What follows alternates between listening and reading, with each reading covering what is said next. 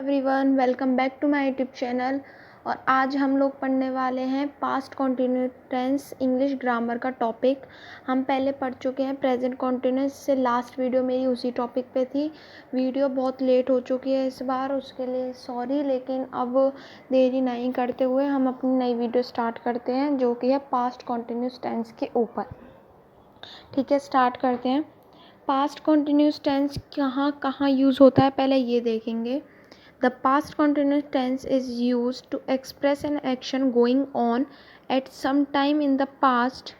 ये यूज़ होता है पास्ट कॉन्टिन्यूस टेंस जब यूज़ होगा जब हम किसी एक्सप्रेशन कोई एक्शन कुछ टाइम पहले ही अभी हो रहा था। ठीक है, हो गया नहीं, हो रहा था। ठीक है, तो she was knitting all evening on Sunday. उसने संडे को पूरी शाम निटिंग की यानी कि बुनाई करी। ठीक है, to indicate an action which had started at some time but had not ended at a time when some other action took place. और ये इसलिए यूज़ होगा जब हम किसी एक्शन को इंडिकेट करेंगे तब। Which had started at some time, कुछ समय पहले स्टार्ट हुआ है, but had not ended at a time, लेकिन अभी तक ख़त्म नहीं हुआ तब तक दूसरा एक्शन आ जाए। यानी कि पहला चल रहा है, पहला जैसे मैं अभी बोल दूं कि मैं पढ़ रही हूँ और दूसरा एक्शन पहले हो अभी वो ख़त्म नहीं हुआ, पढ़ना ख़त्म नहीं हुआ कि खाना खाने लग गई मैं। तो वही चीज़ है कि एक एक्शन अभी ख़त्म नहीं हुआ कि दूसरा ले ले place. The lady was coughing when I entered the room. तो दो काम हो गए ना, लेडी कफिंग यानी कि खांस रही है और मैं रूम में एंटर कर रहा था। एक एंटर्ड है और एक कफिंग है, वॉज कफिंग। ठीक है, तो लेडी खांस रही थी तब मैं कमरे में गया था। अब इसके फॉर्मूलाज हैं। पहले एफर्मेटिव यानी कि पॉजिटिव सेंटेंस के लिए subject plus was verb plus verb की फर्स्ट फॉर्म प्लस आईएनजी एन प्लस ऑब्जेक्ट। वॉज लगेगा ही शी इट आई के यानी कि सिंगुलर के साथ, और वर्ब लगेगा वी दे यू अस यानी कि प्लूरल के साथ। इसके फॉर्मूले में वर्ब की फर्स्ट फॉर्म आएगी, आईएनजी सिर्फ इज एम आर की जगह वॉज वर्ब चेंज है, हमने जो प्रेजेंट कॉन्टिन्यूस में पढ़ा था। जैसे कि I was cooking dinner, he was driving a truck, they were steering at the statue.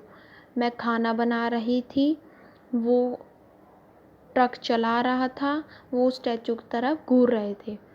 और नेगेटिव में क्या है, कुछ भी नहीं, सिर्फ वॉज वर्ब के बाद नॉट लगेगा। ठीक है, नॉट यानी कि आई वॉज नॉट कुकिंग, मैं खाना नहीं बना रही थी dinner. He was not driving a truck, वो ट्रक नहीं ड्राइव कर रहे थे। They were not staring at the statue, statue की तरफ नहीं घूर रहे थे। और इंटेरोगेटेड यानी कि क्वेश्चन, उसमें क्या है, वॉज वर्ब पहले आ जाएगा और सब्जेक्ट बाद में। Was I cooking dinner, was he driving a truck, were they steering at the statue. यहाँ पे क्वेश्चन यानी कि क्या मैंने खाना बनाया, क्या उसने ट्रक चलाई, क्या वो स्टैचू की तरफ घूर रहे थे, उसी तरह है। और ये है नेगेटिव यानी कि इंटेरोगेटिव भी है और नेगेटिव भी है।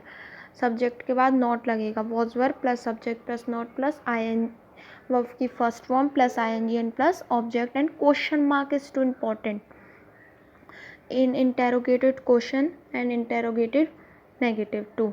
ठीक है, तो एग्जाम्पल देखिए, was I not cooking dinner, क्या मैंने खाना नहीं बनाया।